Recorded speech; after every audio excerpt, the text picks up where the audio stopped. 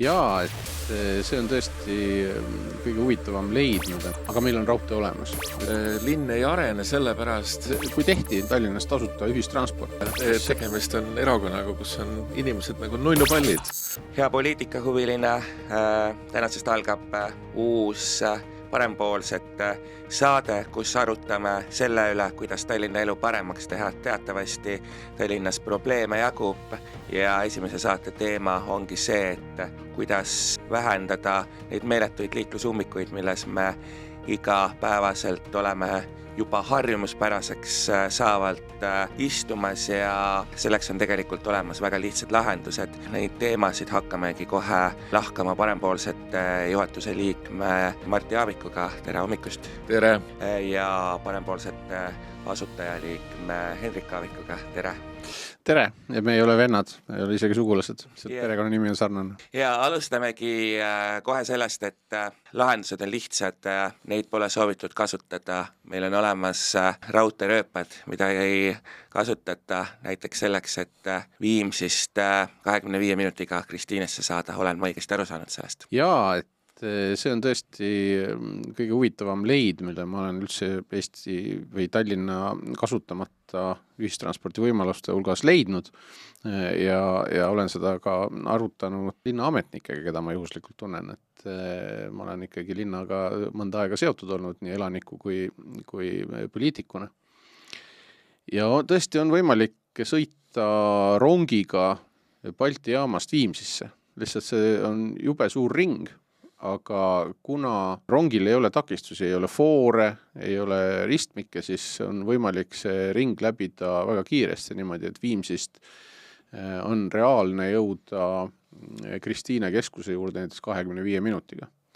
Et see proovige mõnikord Balti jaamast Laagrisse sõita, eks ole, see on 19 minutit, et rong on väga kiire ja rööbastranspordi arendamine on erakordselt oluline Tallinnas. Mis nagu veel on oluline, on see, et see raudtee on juba olemas, et ei pea hakkama ehitama midagi, et Miidurannast hakkab peale, läheb väikse põikega Maardusse, Ülemistesse ja sealt juba lihtsalt edasi Balti jaama poole, et tuleb teha ümber mingeid pööranguid, nurkasid, kohti, tuleb jõuliselt rääkida Ülemist terminaliga, Rail Balticu terminaliga, et nad planeeriksid sisse sinna väikese rongide mahu, aga siukene asi jätta rajamata on erakordselt vastutustundetu, eriti aspektis, et räägitakse veel, et mis oleks, kui teeks Tallinnasse metroo. No jumala eest, kellele siis metroo ei meeldiks, aga see investeeringu suurus ja tasuvus, see on nii uskumatu lihtsalt metroo puhul, et ega sellest räägitakse, et ei peaks metroosid ehitama linnadesse, kus on alla 1 miljoni inimese. Ja seda ei räägita mitte sellepärast, et 500 000 ei tahaks metrooga sõita, vaid lihtsalt see tasuvus, selle hind ja ka vajadus mõnes mõttes on niivõrd proportsioonist väljas. Muidugi võib väita, et metroo see tasub ära 100 aastaga, eks ole, et me teeme ikka pikemaajalisi asju, aga ei ole nii, et meil on riigis on kitsas rahadega, linnas on kitsas rahadega, aga meil on raudtee olemas. Me saaksime ühest linnaservast teise väga kiiresti. Kui juba rahast rääkima hakkasime, teame, et rongiliiklust iseenesest tervikuna doteeritakse. Kui nüüd see rongiliin rajada, kust tuleks rahastus, vajaks dotatsiooni ja kui ta ei vajaks dotatsiooni, siis kas lisaks ajavõidule tuleks ka, ma ei tea, võrreldes autoga sõites mingisugune rahaline võit liikleja jaoks? Kogu transport on ju doteeritud ühistransport ja selle mõtteks on see, et inimestel olekski ühistransport soodsam ja et nad ei sõidaks oma autoga. Tegelikult on ju ka oma autoga sõitmine doteeritud, sellepärast et teed linn ehitab ikka valmis, et kui me nüüd arvestame selle oma autokulu, mõtleme natukene teed ka sinna juurde ja siis mõtleme juurde sinna raudteeühenduse ja selle, et palju inimesi on ühes vagunis, siis ta on kindlasti soodsam kui auto, kui me niimoodi valemisse paneme. Küsimus on, millega võrrelda? Minu kindel nägemus Eestis on see, et meie Tallinna ühistransport ja ka paljudes teistes kohtades ühistransport on stagnatsioonis ja selle põhjuseks on see, et puudub inimeste oma osaluspiletiga. Dotatsioon on meil 100% Tallinnas, Helsingis on dotatsioon 30-40%. See tähendab seda, et nemad saavad 60% rohkem arendada oma teid, kvaliteeti tõsta, uuemaid sõidukeid osta. Kindlasti on tramm väga mõistlik, kindlasti on kõik need elektribussid või mis need siin tänapäeval liiguvad mõistlikud, aga meil linnal ei ole raha nende jaoks, sellepärast, et ta peab lihtsalt dotatsioonideks selle kõik laiali hõõruma. Me ei konkureeri täna Tallinnana Tartu või Pärnuga, me konkureerime Stockholmi ja Helsingiga oma linna kvaliteediga, kuidas me tahame inimesi meelitada ja kõige sellega. Nii et jätame üks osa rahast võiks tulla näiteks ühistranspordi piletirahast.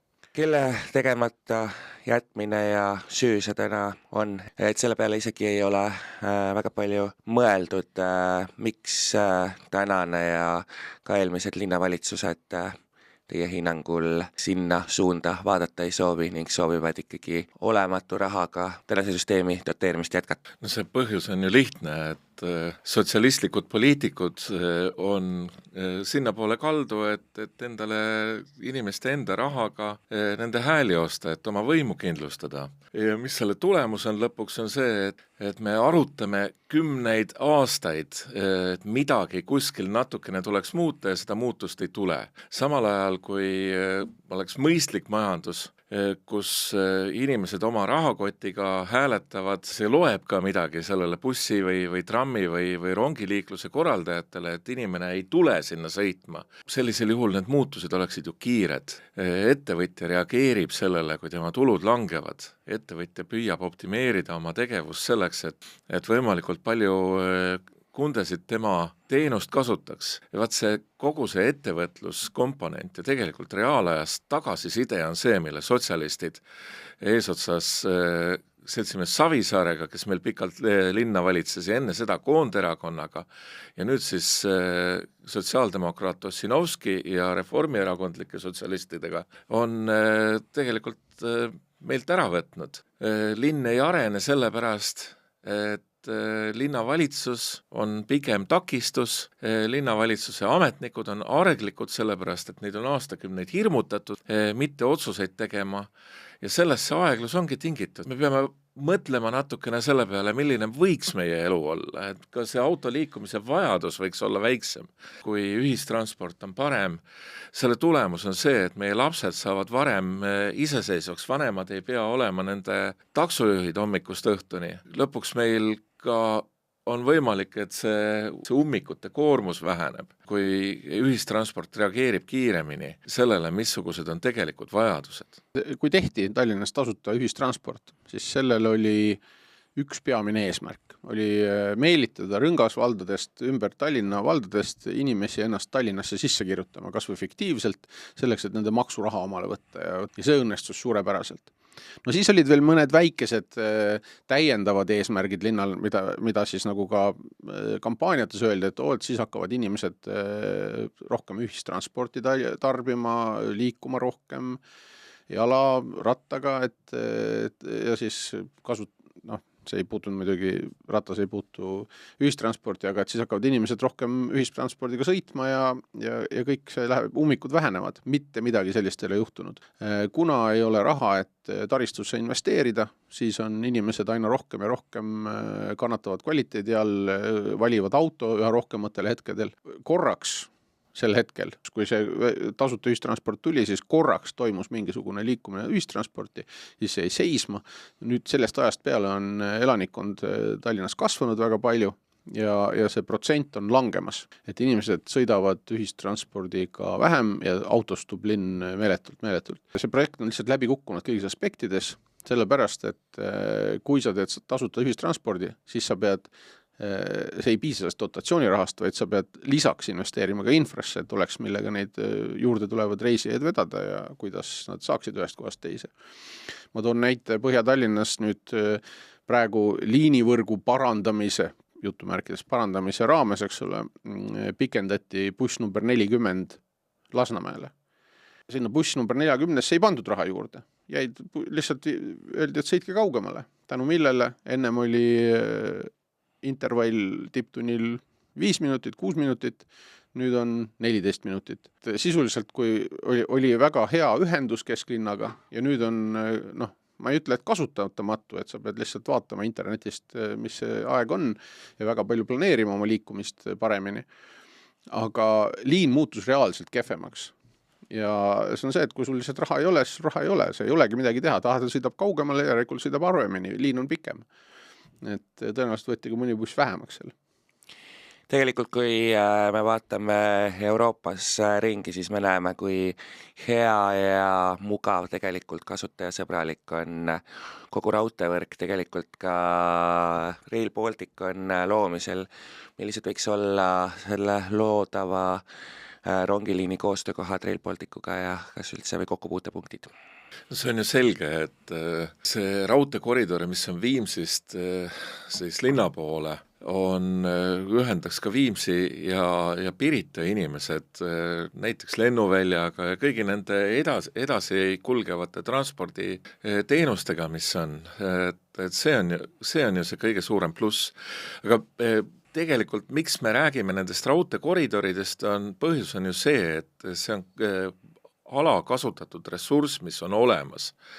Et linnas on neid liikumiskoridore kindel hulk, aga need varasemad tööstusraudteed, mida väga intensiivselt linnas ei kasutata enam, peaks olema tõepoolest mitte ainult see Viimsi Tallinna linna poole liikuv lõik, vaid kõik muud ka sellised, kus linnavalitsus mõtleks seda ja mitte ainult ei mõtleks, vaid ka tegutseks, et need võtta siis transpordikoridoridena kasutusele. Et see ei võta ära seda võimalust 100 aasta pärast või 50 või 20 aasta pärast midagi ümber vaadata, aga praegu see on olemas tee, mis lihtsalt seisab ja rohtub. Ja see Rail Baltic on tore projekt, aga tema teostus on olnud riigil, ütleme, nõrgavõitu, et mindi kärudega, toodi Euroopast suurem kogus raha, siis keerati see raha rulli ja hakati sellega kõhtu kratsima. Lihtsalt mõnuleti dekaadi jagu ja midagi sisuliselt ei toimunud. Ja tänu sellele on see projekt ainult kallimaks, kõik need asjad. Ja tänu sellele tuleb ka terminal natuke väiksem. Ja Viimsi Balti jaama raudteele on see natuke probleem. Ja esiteks on ta probleem sellepärast, et kui sa paned rohkem ronge käima, siis peaks terminal natuke suurem olema. Ja teiseks on see probleem selles, et tänu sellele, ega see ei ole minu leiutatud mõte, et on võimalik niimoodi sõita, et see on käinud erinevatel aastakümnetel korraks juttudest läbi, aga viimasel ajal ametnikud ei taha sellest väga kuulda, sellepärast, et meil on vaja ju Rail Balticu terminal valmis saada, kõik tähtajad on peal, nüüd on meil kiire, sest meil on kõht on kratsitud 10 aastat, et nüüd oleks kähku vaja ehitada. Ärge tulge selle jutuga, sellepärast, et kui me peame sinna ühe koormuse juurde arvutama, siis me peame plaanid ümber tegema, jälle selle ümber tegema. Ja siis lõpuks veel eelarvet ei jätku, et ühesõnaga see on niisugune la koht, et teeme parem metroo. Siiski parempoolsed tulevases linnavalitsuses üks potentsiaalne koalitsioonipartner Keskerakond ütleb teile kohe, et väga ilusad plaanid, aga meie Lasnamäe valija tahab ikka tasuta trammi ja tasuta bussiga sõita. Kuidas te linnavalitsuse liikmetena selle idee oma koalitsioonipartneritele maha müüte? No kõigepealt on jõudu vaja, et selleks peaks inimesed meie poolt hääletama, et kui me saame linnavalitsus sisse 5%-ga, eks ole, siis on selge, et me väga palju oma seisukohti jõustada ei saa linnas.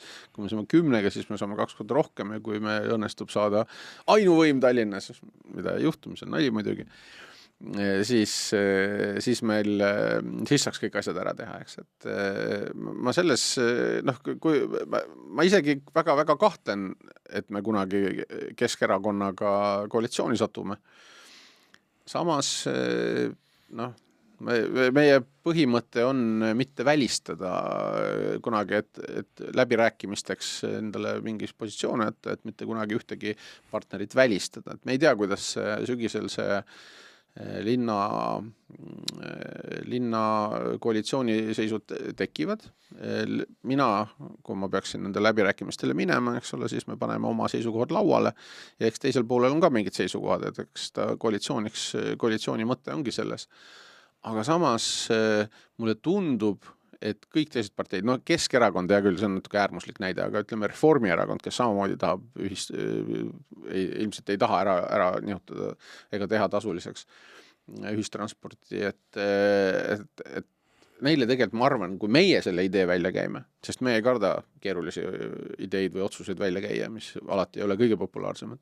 Kui meie selle välja käime, siis ma arvan, nad tulevad sellega nagu niimoodi kaasa, ehkki nad ise sotsialistliku parteina ei julge midagi sellist välja pakkuda. No võt, lugu on selles, et Reformierakond ju kunagi ja mitte väga ammu oligi parempoolne partei, mis üsna sarnaselt vaatas ühiskonna ja inimeste elukorralduse peale nagu meie praegu. Aga mis on juhtunud on see, et Reformierakond massiparteiks muutudes on võtnud vastu kõikvõimalikke inimesi oma poliitikuteks, kelle tegelik vaimne kodu on Keskerakonnas või sotsiaaldemokraatlikus erakonnas.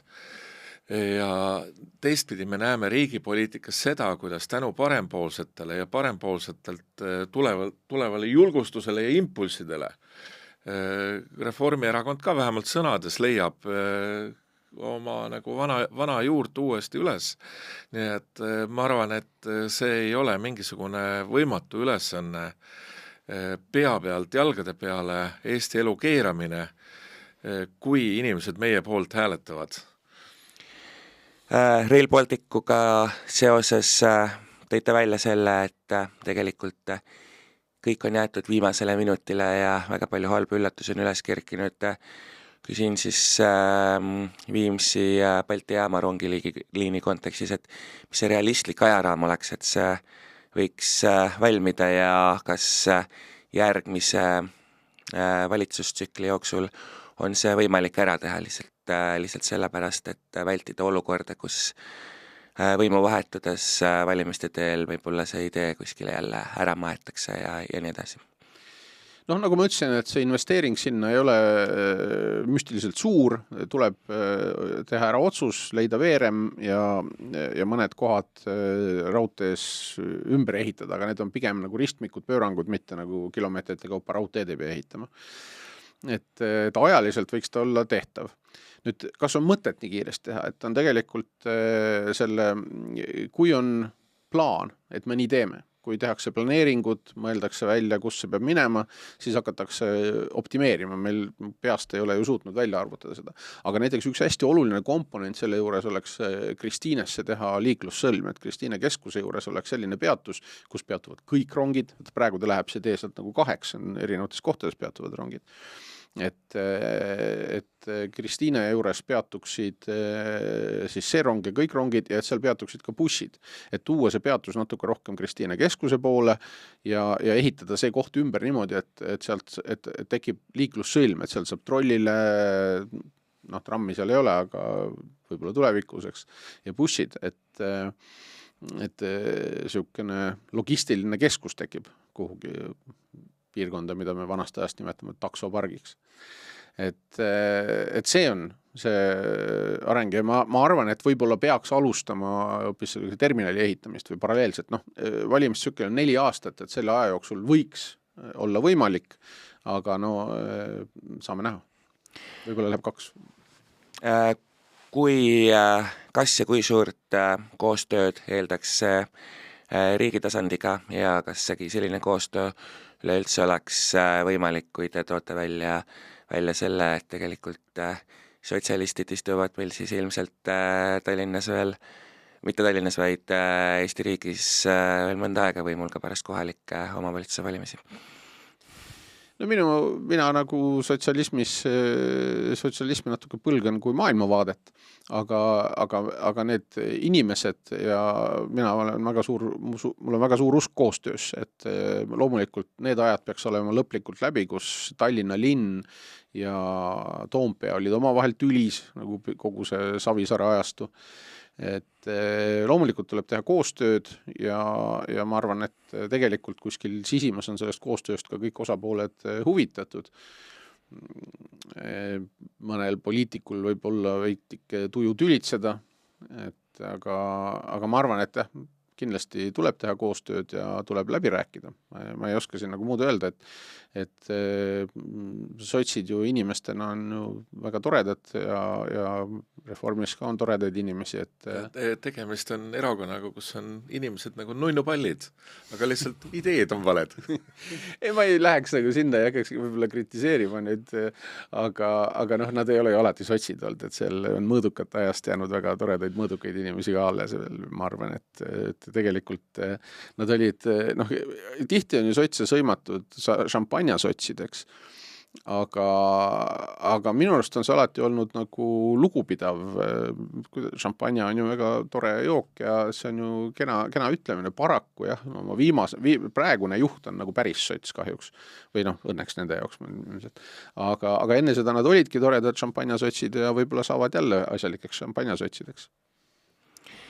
Lõpetuseks plaan on hea, plaan on ilus, plaan lihtsustab iga inimese liikumist, vähendab stressi kas või läbi selle, et peaksime ummikutes istuma ja nii edasi. Päriselt, kui optimistlikud parempoolsed täna on, et see reaalselt õnnestub ära viia, et see oleks midagi käega katsutavat, mille üle me saaksime ühiskonnana või tallinlastena kas siis 4 aasta pärast või pluss-miinus ajaaknas õnnelikud olla? Optimistlik tuleb ikka olla ja esimene asi on see, et poliitilise tegevuse juures inimesed peavad tahtma, inimesed peavad hääletama, inimesed peavad uskuma sellesse, et seda meie elu siin on võimalik teha lihtsamaks, paremaks ja see lihtsus ongi paremus suurel määral. See, et me ei peaks jändama ja ennast vaevama selliste asjadega, mis tegelikult meile kasu ei too, et mida see ühistransport ja muu liikuvus tähendab. See tähendabki seda, et sul on rohkem aega tegeleda oma ülesehitava tegevusega, loominguga, oma ettevõtluse või muu tööga, oma perega, oma hobidega. See on see eesmärk.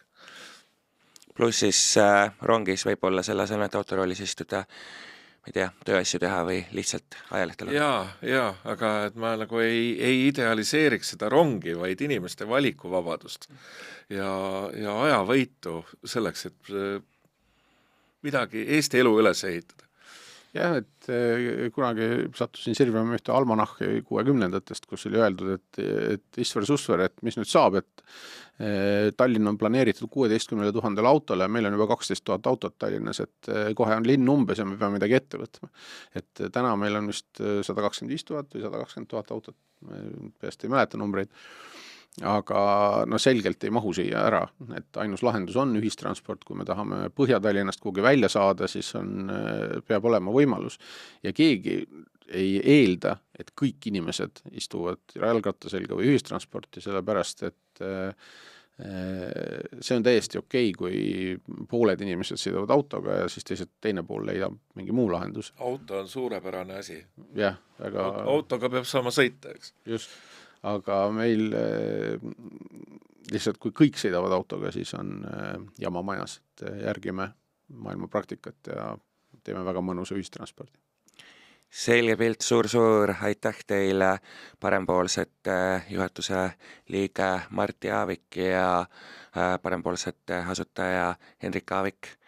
Ja saade, mida te kuulasite, oli Parem Tallinn, saadet juhtis Indrek Mäe ning oleme eetris taas nädala pärast.